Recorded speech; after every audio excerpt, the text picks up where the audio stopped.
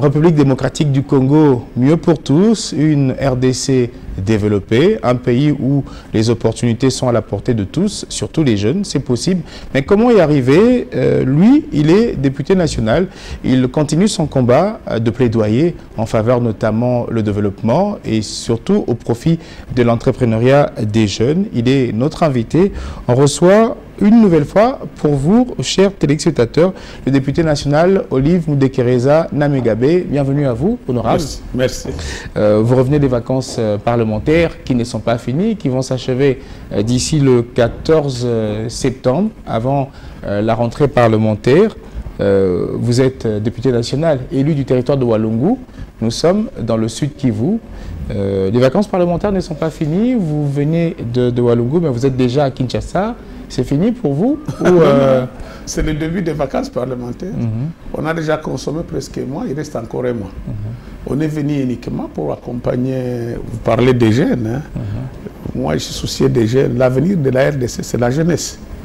On est venu ici accompagner nos deux équipes du Sud Kivu qui sont venues jouer. Équipe de football. De football.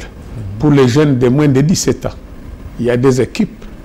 L'équipe Castella de Kanyola, c'est dans le territoire de Walungu. Il y a aussi l'équipe Big Bag de Fizi, territoire de Fizi, donc dans la province de Sud Kivu. Les deux équipes sont arrivées ici à Kinshasa. Ce sont des équipes et hier, c'est le Sud Kivu qui a gagné la coupe des jeunes de moins de 17 ans. C'est l'équipe. Ah, c'est déjà l'équipe de Fizi, Big Bag qui a gagné. Une belle performance, comme pour dire le football, c'est juste une parenthèse, c'est pas seulement Kinshasa, c'est l'ensemble du territoire national. Hier, je l'ai dit que Kinshasa n'est pas le Congo. Les gens pensent que c'est seulement à Kinshasa. C'est pourquoi d'ailleurs je dis aux hommes politiques, ne faut pas concentrer tous les moyens ici à Kinshasa, il faut aller dans les provinces, dans les fonds forts. C'est comme la pyramide, vous ne pouvez pas la construire en commençant par le haut, passer par le bas. L'équipe qui a gagné, il est de Fizi. Fizi et Kinshasa, c'est au moins 2500 à 2000 km. Parce que Bukavu, c'est 2000 km. Et je peux vous dire que parmi ces jeunes qui ont fait l'exploit au stade de Martyrs, il y a ceux qui n'ont jamais voyagé par avion. C'était la première fois. Mais hier, ils ont gagné l'équipe de Kwilu. D'ailleurs, c'est l'équipe de Kwilu aussi, de la province de Bandundu, qui a joué le final avec l'équipe de Sud Kivu. Celle de Kinshasa a été éliminée. C'est pour dire aux gens, ce n'est pas seulement Kinshasa qui est le Congo. Et ça, vraiment, je félicite. On les a accompagnés dès le début. L'autre équipe de Walungu, Castella de Walungu, est arrivée au quart de finale. Il a été éliminé par Kwilu, l'équipe de Kwilu. Et Kwilu aussi a été éliminé par le Big Bag de Fizi, toujours le Sud Kivu. Donc, pour moi, je dis, le Sud Kivu, vraiment, c'est une province à ne pas négliger. Vous savez, l'interscolaire pour l'Afrique, c'est l'équipe Horizon du Sud Kivu encore de Bukavu qui avait gagné la Coupe d'Afrique. Qui a donné plus de joueurs, d'ailleurs, au profit des Léopards. Voilà. Donc, c'est pour vous dire, d'ailleurs, en passant, j'ai vu quelqu'un qui m'a dit, oui, vous allez voir à l'avenir, pour sélectionner le Léopard, on prendra que les gens de Kinshasa, le Bumbashi, on oublie qu'au fond, il y a encore des éléments, il y a encore des génies, il y a encore des talents. Et ces talents, c'est la richesse de la RDC. Il faut des promoteurs, un peu comme, si on doit le citer, Moïse Katumbi notamment, pour le Sud Kivu également, pour essayer de réveiller ce talent-là. On a une grande équipe du Sud Kivu, Bukavu Dawa, je pense. D'ailleurs, peut-être qu'il faut voir comment avoir des promoteurs pour propulser. Bukavu Dawa date de 1940 avec la même période que Mazembe. Mais Mazembe, je crois que c'est pas seulement Katumbi. Avant Katumbi, je crois que le Katanga a mis des moyens par rapport à Bukavu Dawa. Bukavu Dawa essaie de faire quelque chose. Ça a été par l'honorable Fousseur Mouchibonané avant. C'était encore après Roubouye, le sénateur Roubouye. Actuellement, c'est le ministre d'État Bodji qui a cette équipe. Mais il faut que ça continue. L'équipe ne peut pas être politique. L'équipe doit être une industrie, une société. C'est comme ça. Aujourd'hui, le football, la plupart considèrent que c'est la 4e industrie mondiale. à part la nouvelle technologie, après la pharmacie, l'agroalimentaire, c'est le football. C'est une industrie. Vous parlez tellement bien du football. On devrait vous trouver de la place pour participer à l'émission de décryptage de la rédaction sportive honorable pour parler. C'est bien de vanter les mérites du talent du football au niveau de la province du Sud Kivu. Et surtout, ces deux équipes n'étaient pas de la ville de Bukavu. Ce sont des équipes de Fizi, des villages de l'intérieur. Et de l'intérieur d'où vous venez d'ailleurs, dans votre territoire de Walungu. Quelle est la situation sur place? Est-ce que la situation sociale s'améliore quand même pour la population de Walungu? Ça ne s'améliore pas parce que d'ailleurs, nous revenons un peu sur le football. Vous savez, pour amener une équipe ici, avec 30 personnes, il faut un minimum de 25 à 30 000 $. Et d'ailleurs, j'ai regretté hier de voir FECOFA a donné 6 000 $, c'était la valeur de cette coupe. Donc le premier pas 6 000, il a eu 3 000. Le deuxième, il a eu un chèque de 2 000. Le troisième, il a eu un chèque de 1 000 $. 6 000 $ uniquement. Imaginez-vous une équipe qui est venue de Fizi à 2500 à 300 km. Le coût n'est pas à moins de 25 à 30 000. Je félicite d'ailleurs... Sans compter le séjour. Le séjour. Je peux vous dire, pour notre équipe de Caniola, j'étais le premier à donner 1 000 $. Il y a les autres qui ont donné. Je félicite en passant le ministre Bodj qui avait donné 5 000. C'est avec ça qu'ils ont eu ils ont eu le courage de venir. Et les autres ont continué à participer ici. Mais si l'équipe gagnait, on a 3 000. 3 000, c'est le billet de 8 personnes seulement, jusque dans la ville de Bukavu. Pas à Walungu. Walungu, c'est Kaniola, c'est à 60 km de la ville de Bukavu. C'est comme Fizi, 300 km. Donc, je crois qu'au Congo, on doit lier l'autorité avec la responsabilité. Dès que vous devenez autorité, vous devez prendre vos responsabilités. FECOFA, le gouvernement doit mettre des moyens. Vous ne pouvez pas avoir des meilleurs joueurs si vous n'avez pas de moyens. Financer, il faut encourager à tous les niveaux. À tous les niveaux. Talala, il faut les financer, il faut les encourager. Je sais que le sport, c'est une industrie, c'est pour tout le monde en participant. J'ai dit, pour terminer, j'étais en Espagne. Un jour, il y a eu un match de Barcelone et Real Madrid. Vous savez, les billets, c'est combien? 1500 €. 1500 € à l'époque, ça représentait 1800 $. J'étais en Angleterre, à Londres, pour aller au match de Tottenham. Ils m'ont dit qu'il faut réserver les billets 3 mois avant. Et les billets étaient combien? 500 $. Plus de place. Je m'imagine ici, quand je vois, nous payons 1000 $, 1000 francs, 2000 francs, 3000 francs. Quel jour on va réaliser des grandes équipes? Quel jour on va avoir des moyens pour encourager? Donc, je dis encore une fois, le gouvernement doit y mettre des moyens, doit savoir que pour vouloir avoir des meilleurs dans nos jeunesses, le meilleur, un beau, un léopard comme les années passées, il faut mettre des moyens. Sinon, on va toujours se plaindre. Donc, ça décourage les équipes qui sont venues. Maintenant, aujourd'hui, d'ailleurs, on cherche maintenant même les moyens pour payer les tests Covid. 30 personnes, fois 30 $, vous êtes déjà au-delà des 1000 $. Tu t'imagines, tout ça, c'est des problèmes. Et il faut que le gouvernement y mette des moyens. Et la responsabilité. La responsabilité doit commencer par la base. Là où est venue l'équipe, les chefs des groupements, les chefs des chefferies, l'administrateur du territoire, les gouverneurs doivent prendre leurs responsabilités. Parce que l'autorité va de pair avec la responsabilité. Il ne faut pas fier votre responsabilité. Il faut mettre des moyens. Sinon, le pays ne décollera pas. Sinon, le pays ne se développera pas. Et justement, pour revenir à ma question sur le territoire de Walungu, d'où vous êtes élu national, est-ce qu'il y a quand même des avancées? Apparemment, non jusque-là.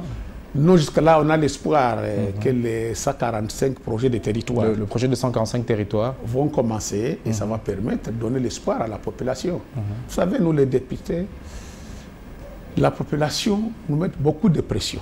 Nous avons dit, notre rôle, c'est de quoi? C'est de voter de bonnes lois. Des lois. C'est faire de bonnes propositions. Par exemple, je suis un député. Et faire de fois un rappel à l'ordre au gouvernement. À l'ordre. C'est ça, interpeller, tout ça, mais il faut d'abord avoir de bonnes lois. Si les lois sont respectées, il n'y aura pas d'interprétation. Il n'y aura pas d'interpeller les ministres si la loi est respectée.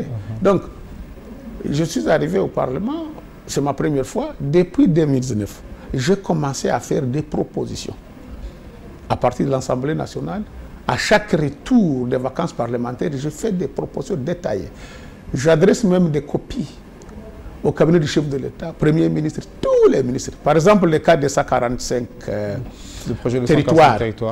Depuis 2009, j'ai mis des propositions. Vous pouvez construire un centre de santé avec tel prix, vous pouvez construire un terrain de football, vous pouvez construire un bureau rapproché de l'administration, administrateur du territoire, la police. Vous pouvez ouvrir une piste de route de dessert agricole dans un village à un autre.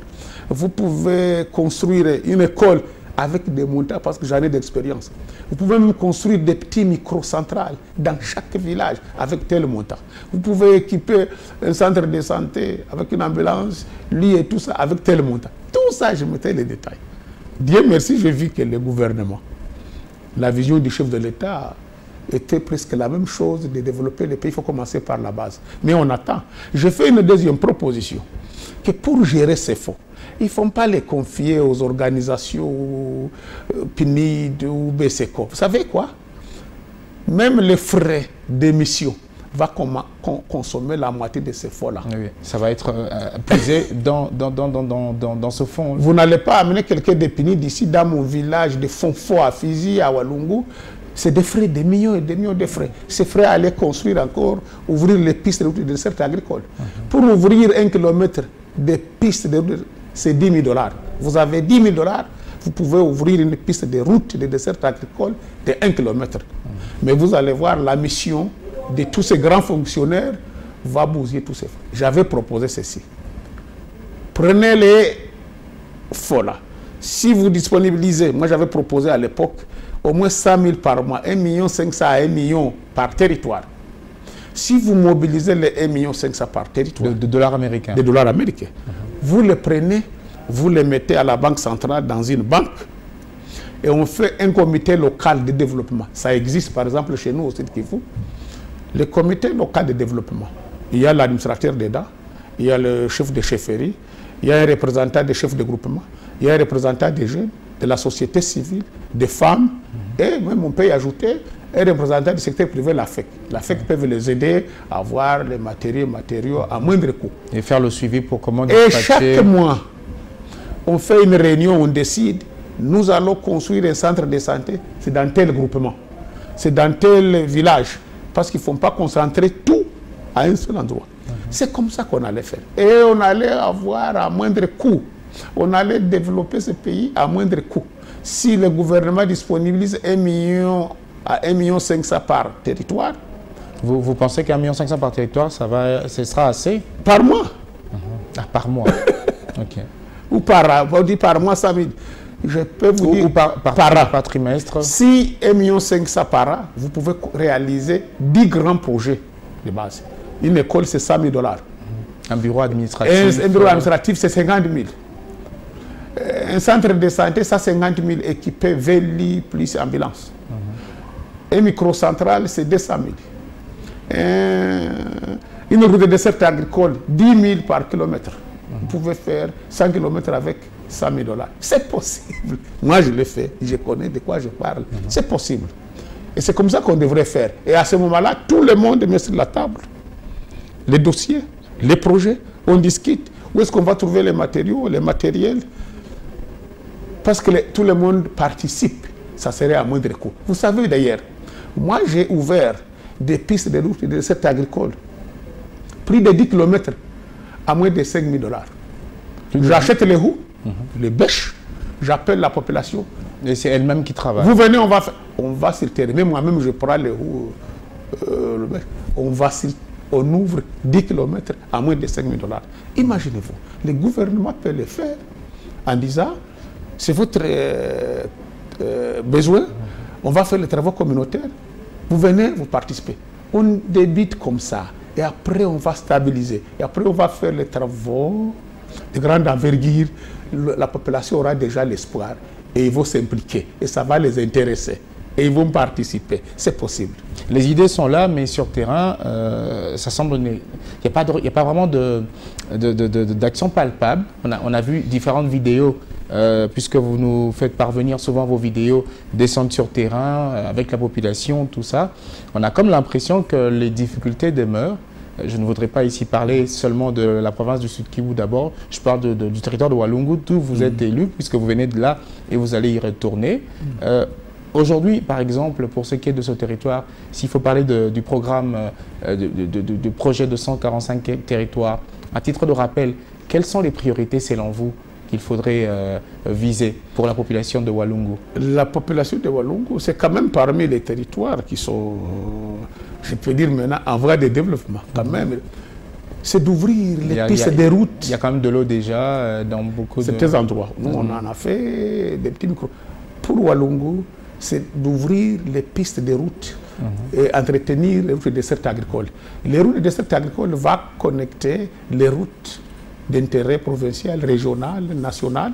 Par exemple, si vous allez dans mon village d'Ikoma, vous venez de Kabare, c'est notre territoire, vous pouvez réhabiliter, entretenir la route de Kabare pour Gobe, c'est au chef-lieu du territoire, et jusqu'à Kanyola, à Ninja.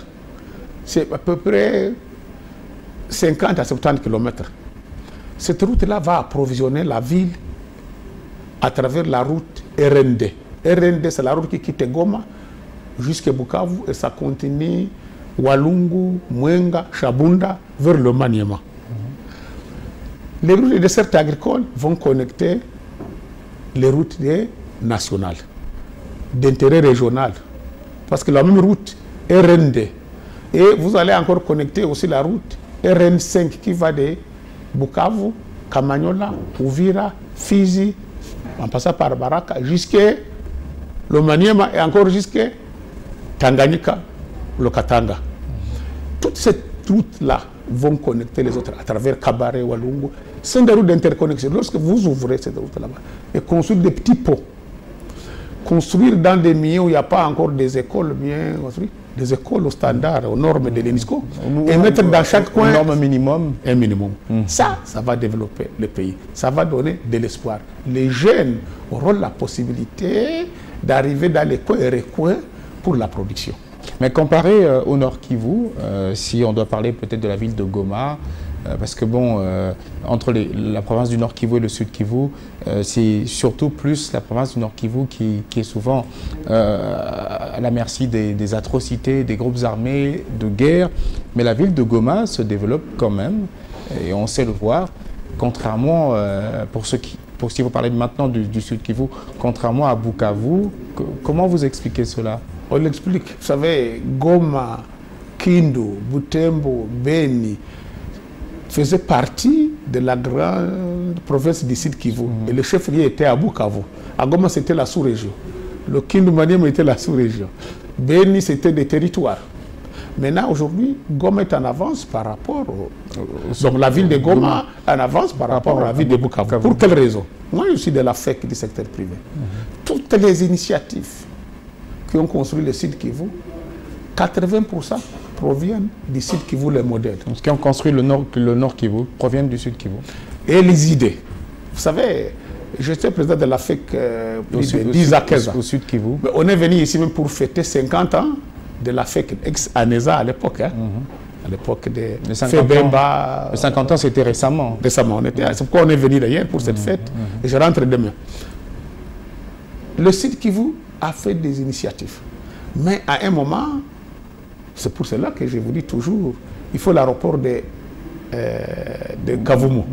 Nous sommes la seule ville, nous sommes la seule ville, un chef-lieu en RDC qui n'a pas d'aéroport de son nom, où on ne peut pas atterrir avec un gros porteur, les longs courriers. Nous sommes la seule ville. Pourtant, c'est la seule ville qui a plus de voyageurs, qui a plus de produits à exporter par avion, que nulle part vous pouvez trouver en RDC. Les sites qui vous pouvez exporter l'or par avion, vous pouvez exporter la cassérite par avion, parce que le coût est élevé actuellement, vous pouvez exporter le colta par avion, vous pouvez exporter le café de meilleure qualité par avion, vous pouvez exporter, nous on l'a fait, les quinquennats, quand il y avait une grande valeur, on les faisait à partir du Burundi en quittant Bukavu. Avec quels avions? Les avions de Air France. Et Sabena, maintenant Bruxelles. On l'a fait parce que le fret retour était à vide. Les sites qui voient ce potentiel, qui n'est pas ni au Kasaï, ni au Katanga, ni à l'Équateur, ni à Kindu, toutes les provinces, sauf Bukavu qui a ce mais comment vous expliquez que cet aéroport de Kavumu, ça fait quand même du temps qu'on ne cesse de plaider en sa faveur. Tout récemment, il fallait ne fût-ce que moderniser la piste, mais il n'y a pas de bâtiment moderne. On n'a pas même modernisé jusqu'à aujourd'hui. Il n'y a pas de bâtiment moderne. Même la piste, vous ne savez pas atterrir avec un grand Boeing et 330. Il y a peu, le ministre de Transport, Voies de Communication et de Désenclavement est passé par là. Il a promis de le faire. Mais... Et au niveau du budget, on a voté 15 millions. À 15 millions, nous avons dit, si les 15 millions est mis à la disposition de l'ARVA pour l'aéroport de Kavumu, on peut allonger la piste de 800 mètres qui manque. On a 2200 mètres. On peut faire une autre couche et allonger les 800 mètres qui manquent. Pour sécuriser et un on peu pourra plus. maintenant construire l'aérogare. Et c'est comme ça qu'on espère. Nous avons un comité de suivi de tous les députés du Sud Kivu dans notre caucus. Je suis le vice-président, un collègue Akil est le président, nous avons aussi notre député qui est rapporteur. On parle de ça tous les jours, on toque toutes les portes, on explique, on dit, pour la ville de Bukavu, pour la province du Sud Kivu, il y a 3 choses à faire pour développer cette province. Il y a l'aéroport de Kavumu, il y a la route RN5 qui quitte Bukavu jusqu'à Fizi, jusqu'au Katanga d'ailleurs. Parce que les gens quittaient Bukavu avec une voiture VW 2000 km de Bukavu. Vous arrivez. Nous avons la route numéro 2, que nous remercions la BAD qui va réhabiliter, qui va asphalter donc de Kavumu jusqu'à Nyabibwe, environ 100 km. Cette route-là, si on l'a fait, c'est jusqu'à Mwenga, Chabunda, jusqu'au Maniema. Et la route RN3 qui quitte Bukavu en passant par le Nord Kivu, Walikale, Hombo, jusqu'à Kisangani. Les 3 infrastructures de base, route, RN2, RN3, RN5, l'aéroport de Kavumu et le port de Kalundu. C'est le 2e port national, Kalundu, qui amène des produits jusqu'à la Tanzanie. Mais ce port-là n'est pas réhabilité. Donc, ces 3 infrastructures, ça va booster. Et ça le développement, améliorer le commerce transfrontalier notamment. Exactement. Nous entrons dans la zone libre d'échange. Et hier, j'ai suivi, il y avait toute SADEC qui était ici pour l'industrialisation. Qu'est-ce que nous allons proposer comme produit de l'industrie? Parce que sinon, nous allons importer, mais nous ne serons pas en mesure d'exporter. C'est pourquoi je suis venu, je vais vous montrer ici, tantôt là, pour les jeunes, les handicapés, personnes vivant avec handicap, produits des sacs. Justement, vous pouvez déjà nous les montrer. Je vous les montre. Et les jeunes... Vous avez choisi encore une fois, parce qu'autrefois c'était du savon, le café, vous voyez, du vin produit par des jeunes. Vous voyez cette ceinture est fabriquée à la main. C'est du cuir 100% par les jeunes. Les jeunes du Sud Kivu. Du Sud Kivu. Et même les personnes qui vivent avec handicap. Tu vois ces sacs ici. Cuir à la main par les jeunes. Personnes qui vivent avec handicap et les femmes. Et vous avez les grands sacs ici. Tu vois ces sacs ici. Imaginez-vous à la main. C'est vendu à moins de 50 $ ou ça, entre 50. Tu vois, fait à la main. À la main. Au standard, aux normes. Ici, véritable cuir. Cuir. Tu vois, ces sacs ici. Si demain ou aujourd'hui, ça c'est fait sur le pot de la vache. Nous avons des vaches. Nous avons de l'élevage chez nous. Donc nous avons la matière première. Il est seulement question. Je l'ai proposé, je vais écrire officiellement au ministre de l'Intérieur et au ministre de la Défense pour dire il faut dire au gouvernement. Et nous avons dit, au chef de l'État a promis, il a été à Goma, quand il a rencontré la FEC pour la première fois, il a dit « J'aimerais créer des millionnaires et des milliardaires congolais. Moi, j'ai toujours dit, je suis un entrepreneur. On ne décrète pas un milliardaire ou un millionnaire. On les crée. Vous savez comment on les crée? La ceinture ici. Si le gouvernement peut décider, il dit que l'armée et la police vont porter cette ceinture au lieu d'importer en Europe. Cette ceinture coûte moins de 5 $. Si on commande, supposons l'armée et la police, on a 5 000 hommes, 50 000 hommes, 100 000 hommes. Vous commandez 100 000 pièces. Les jeunes vont créer l'industrie, la machine va tourner, on va créer des emplois, tout l'élevage va être renforcé parce qu'on va avoir même la viande à moins cher, parce que vous allez abattre votre vache, vous vendez la viande à moins cher, parce qu'avec le pot de la vache, avec la tannerie, vous allez faire une industrie.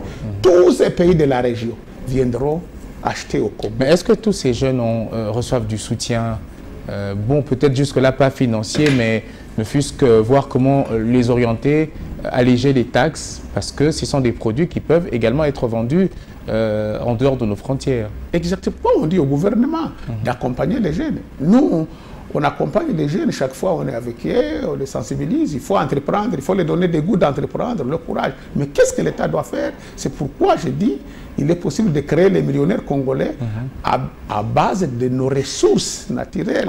En finançant ces jeunes, mais en donnant des crédits et en protégeant leurs produits pour dire que chaque Congolais achète, produisons localement et consommons localement. Vous allez voir, ce pays va devenir le plus riche. Vous savez qu'est-ce qu'on peut faire encore une fois? On peut même demander toutes ces alimentations des Libanais, des Indiens, des Chinois, d'accepter ces produits. Ils sont en train de promouvoir les industries de leur pays en Europe, en Asie, en Chine. Vous allez voir d'ici demain, donc il y aura la libre circulation des personnes leurs biens dans le cadre EAC, SADC, COMESA, CPGL, Grand Lac, tout ça, tous ces pays alentours.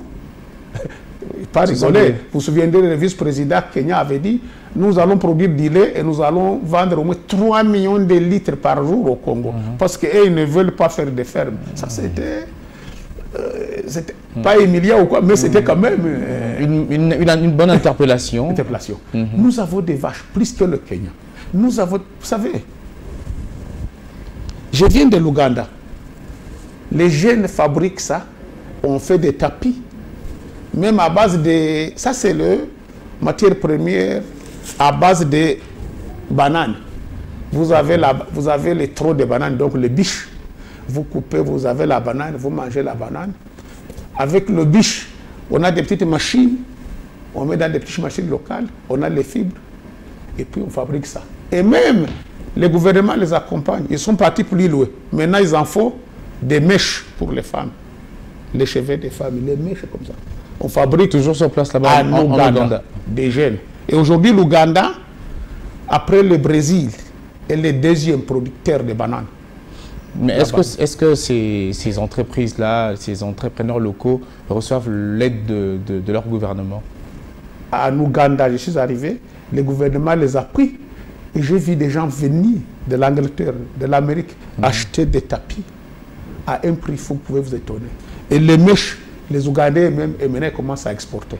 Donc, vous verrez si vous allez en Ouganda, même un ministre, même je crois le premier ministre, même le président lui-même, dans son jardin, il y a un régime de bananes. On plante le bananier là, parce que la banane, c'est une grande valeur chez eux. Mais nous avons plus d'espace, nous avons plus de terrain, où nous pouvons produire plus de bananes à manger. Nous prenons les biches, donc les troncs de bananes. On fabrique ça. Nous avons des consommateurs, 100 millions d'habitants. Et vous savez, à des prix abordables, bien sûr. Très abordables. Par exemple, si c'est ceinture ici, on peut commander 200 000 ceintures pour l'armée et la police. Le prix devient moins, parce qu'on vend beaucoup. Et je peux vous dire, en les faisant, les autres pays de la région commanderont au Congo. Également pour leur police et leur armée. Et c'est comme ça que le chef de l'État aura créé les milliardaires congolais. Pas seulement ça, il y a d'autres choses. Il faut que le gouvernement, par exemple, dise, vous passez aux zones vers... la route du fleuve, DGC. DGC, vous montez vers Okapi, vous sortez par Ozone, si vous allez à Ipen. Vous voyez les bons meubles que les gens fabriquent. Il suffit seulement que le gouvernement dise, pour cette année, nous votons des milliers et des milliers d'argent pour l'équipement, les meubles. Tous les meubles qui vont équiper tous les bureaux, des ministres et tout le monde vont venir de là. Localement. Nous avons les meilleurs bois. Ça va créer les milliardaires congolais. Les gens vont courir des ateliers. Il semble possible même de reproduire les designs qu'on peut voir à l'étranger. Quand je parle de la ceinture, si aujourd'hui l'armée dit il faut seulement améliorer, nous allons acheter. Mais on va améliorer, on va faire la qualité. L'État peut même préfinancer. C'est exact. Les jeunes, il y a des talents, des génies qui peuvent découvrir des découvertes. C'est question d'accompagnement. Au Congo, c'est ce que j'ai dit encore, je reviens sur la même question, j'ai dit l'autorité. Nous voulons avoir seulement l'autorité, mais pas des responsabilités. Les responsabilités, nous devons rendre compte à la population. Qu'est-ce que nous créons? Quelles richesses nous créons? Quels emplois nous créons? Quelles sont les dispositions que nous prenons pour les jeunes l'avenir? Tous les gens ailleurs, quand on termine les études, 10 finalistes, 7 créent leurs emplois. Et 7 cherchent le travail dans l'administration ou chez les autres. Mais 7 jeunes créent leurs emplois. Ils créent leurs entreprises. L'État les accompagne. Mais ici, on n'est pas accompagné.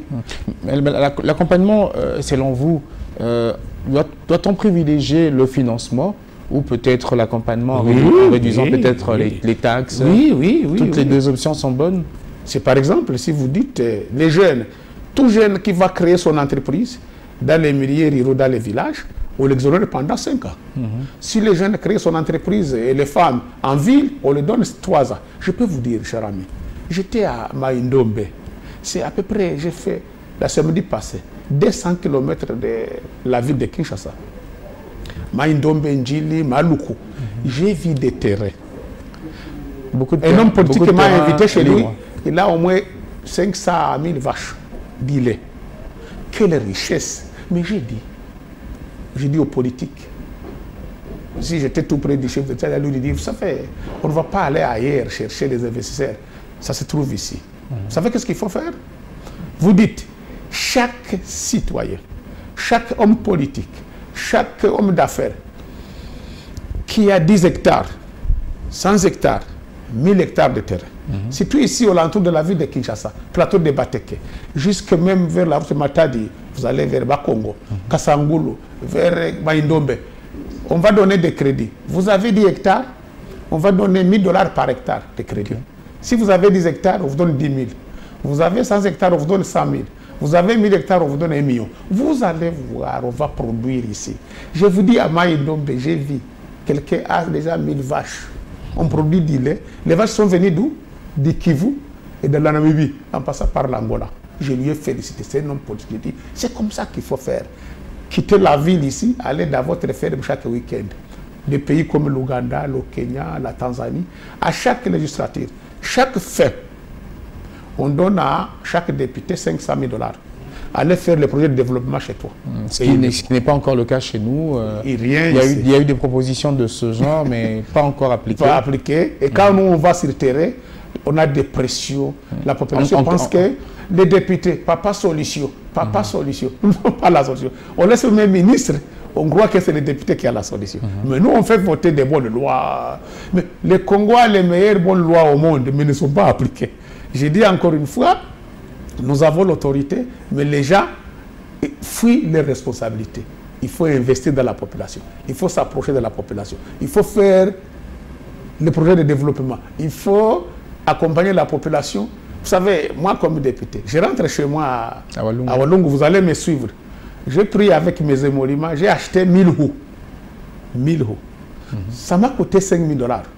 Presque les émoluments donc mon salaire et mes émoluments du mois, de juillet. Je l'ai pris. J'ai acheté 1000 roues, $5 000. Je vais distribuer à chaque femme dans les villages, les femmes maraîchères. Pour faire notamment l'agriculture. Je donne une roue. Au lieu de donner une pagne, parce que j'avais donné une pagne à une femme de $7, il a dit, mon fils, donne-moi une roue de 4 à 3 à $5. Parce que la roue va produire une pagne demain et à manger. Parce qu'il y en a qui ont la volonté, mais qui manquent ces outils-là. C'est l'outil de travail. C'est son but, son arme. Une dame, une vieille dame ou une jeune. D'ailleurs, j'ai créé des jeunes sportifs, je les ai dit, nous avons des hectares, on va faire un chat. Après les chats, ça va nous permettre d'acheter des ballons et des varaises. Ils ont dit, nous allons les faire pendant nos vacances. 1000 roues. Chaque vacances, je distribue 1000 roues.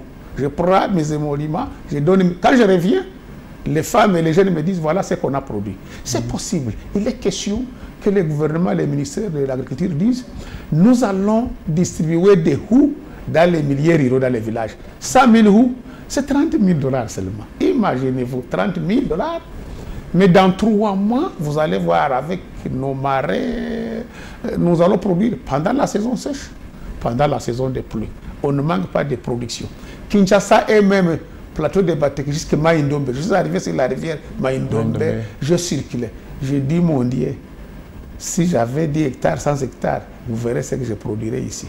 Et je félicite les gens qui ont déjà l'initiative. Il faut qu'ils soient encouragés par l'État.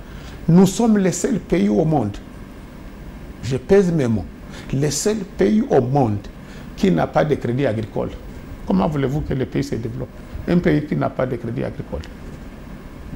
Tu t'imagines? Oh là là. Tous les pays, vous savez, au monde, il y a la sécurité, l'armée. Le gouvernement investit dans l'armée et finance, donne des crédits pour la production agricole. Parce qu'il faut, pour faire la guerre, il faut manger, non?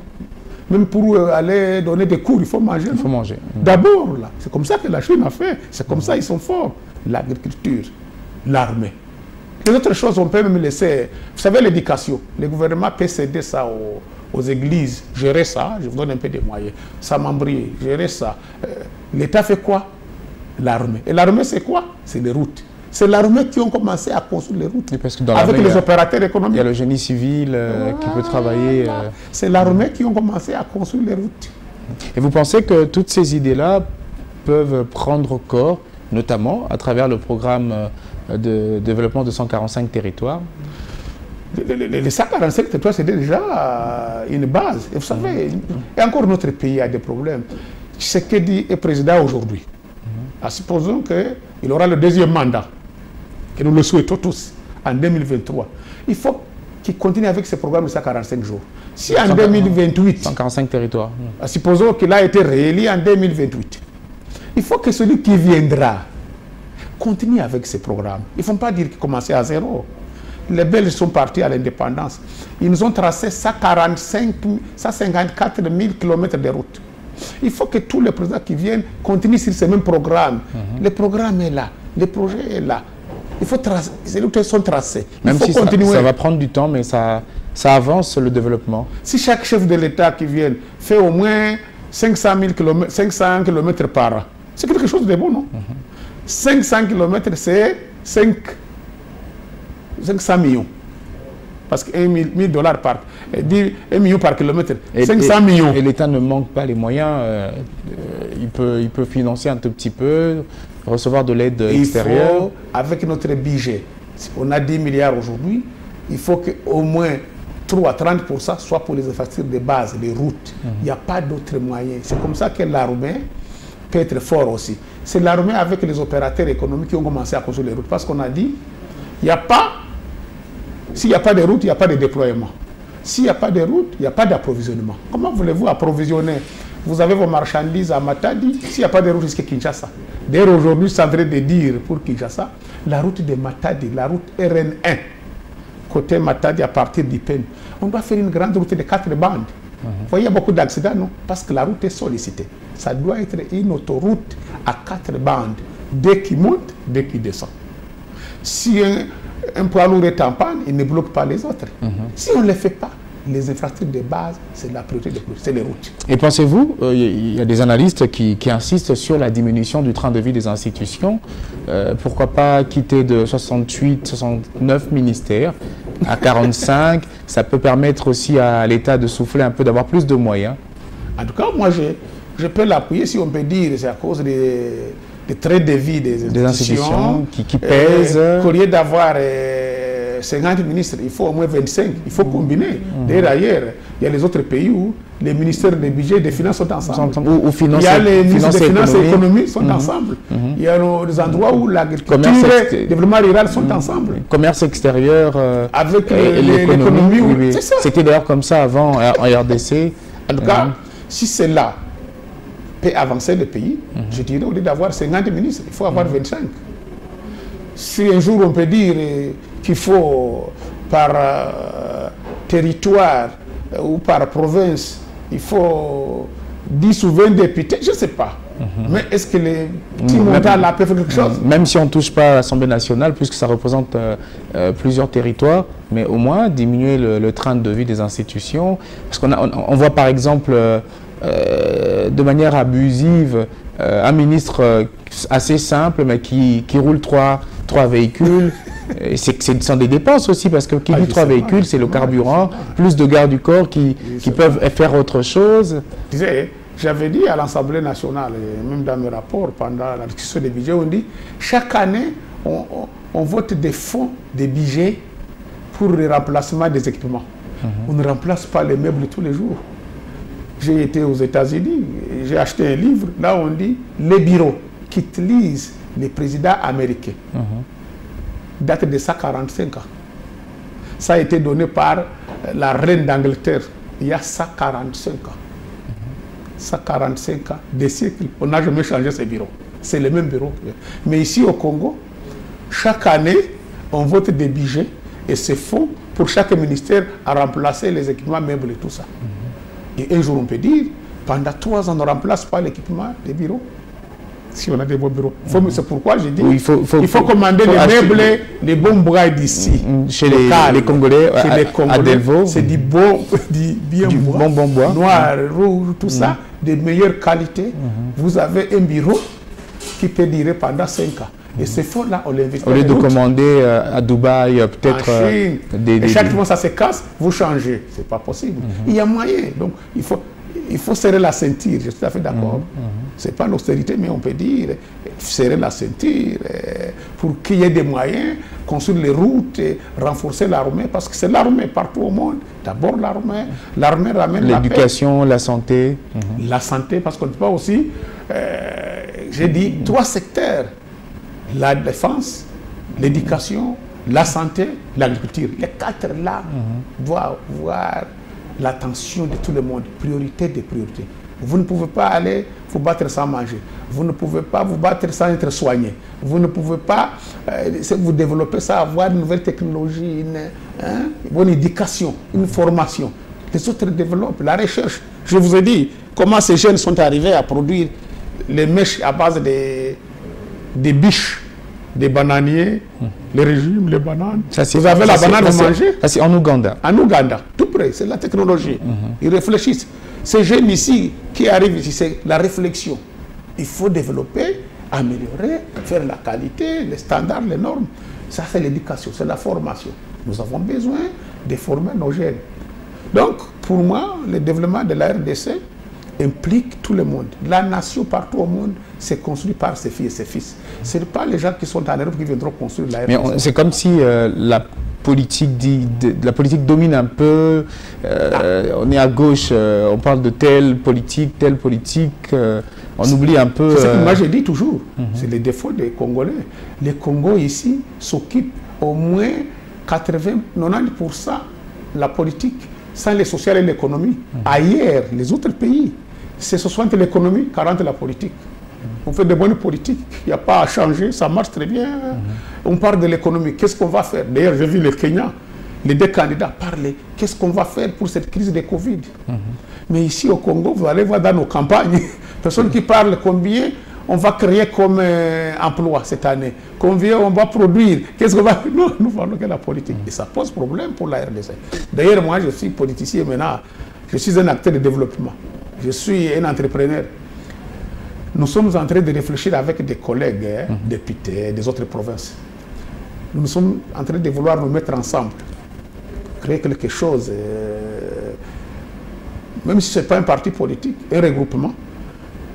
Tous les députés, ou tous les autres leaders, pas seulement les députés, qui ont la même vision, c'est-à-dire qui ont une intégrité morale et qui veulent aussi, soucieux de la population, partager ce que nous avons avec la population. C'est-à-dire, par exemple, rien à voir avec les élections. Si j'ai 5 000, je dis 2 500 par mois vont dans les actions de développement. Et je viens avec la population, on discute, qu'est-ce qu'on fait ensemble, comment vous accompagner. Juste en train de réfléchir pour les jeunes et pour les femmes.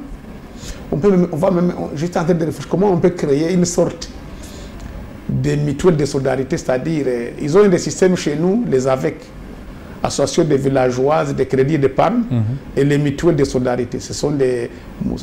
Je voudrais bien arriver un jow qu'on crée une banque populaire. Vous me direz quoi les banques? Pour financer les petits projets. On dit, moi je suis député, j'ai dit, je donne 10 000 $, mais un monument de 2 mois ou 1 mois. L'autre donne 5 000, l'autre 1 000. Et les femmes, là, 1 000 francs, 2 000 francs. Si nous avons 500 000, nous allons faire un fonds de crédit rotatif sur les jeunes, pour les jeunes et uniquement pour les femmes. Il y a les jeunes qui ont besoin seulement de 1 000 $.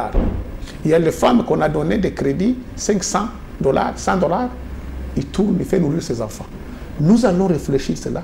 Je suis en train de réfléchir comment en 2023, nous pouvons monter quelque chose, une microfinance, ou une banque populaire un jour où ça devient une banque populaire où tout le monde, 1 000 francs, 2 000 francs, et nous donnons des crédits à ces gens-là, les plus petits, 500 $. Pour apporter un plus. À quel point vous avez presque 0,0, disons 1% là, 5% là, c'est notre argent. On dit un crédit solidaire, des garanties solidaires, des solidarités. Tout ça nous mettons ensemble avec 10 $, 10 $. Je vais le dire aux députés du Sud Kivu, nous sommes 32. 1 000 $, nous aurons 32 000 $. Il y a 48 députés provinciaux, 48 000. Nous sommes 100 personnes. 100 000 $. Mettons ensemble, créons une caisse. On cherche les jeunes pour bien gérer ça. On va donner des crédits rotatifs. Chaque 6 mois, ça tourne. On entre dans une économie circulaire où on va produire ça, on va les consommer et on va demander au gouvernement d'appuyer, acheter à ces jeunes Congolais, l'armée porter cette ceinture. On va créer une bottine, on va fabriquer avec... Moi, j'ai construit un petit microcentrale. Rapidement, on aura... Et on va arriver au marché de Mugogo. C'est à 5 km de là où j'ai produit ces microcentrales. J'ai déjà produit l'électricité. Maintenant, on est à la distribution. On va aller maintenant au transport avec des poteaux. On va aller à la distribution d'ici le mois d'août. Là, au grand marché de Mugogo, j'ai déjà construit un hangar.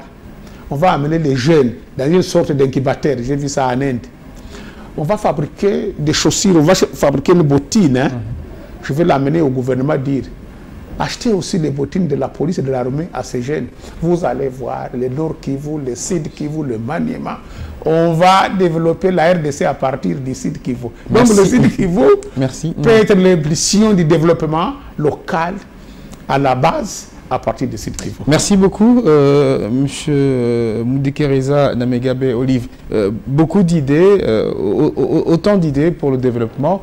Vous plaidez à chaque fois qu'on vous rencontre pour ce faire.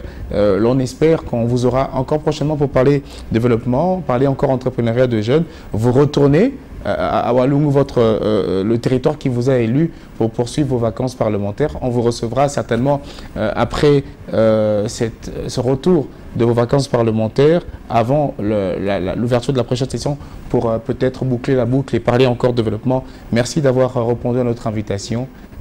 On vous aura très prochainement. C'est moi qui vous remercie. On reviendra ici le 20 septembre avec de nouvelles matières, parce qu'on va maintenant sur le terrain, c'est pour aller travailler avec la base. Exactement. Merci à vous. Merci également à vous qui nous avez suivis. Merci à l'équipe technique qui nous a accompagnés.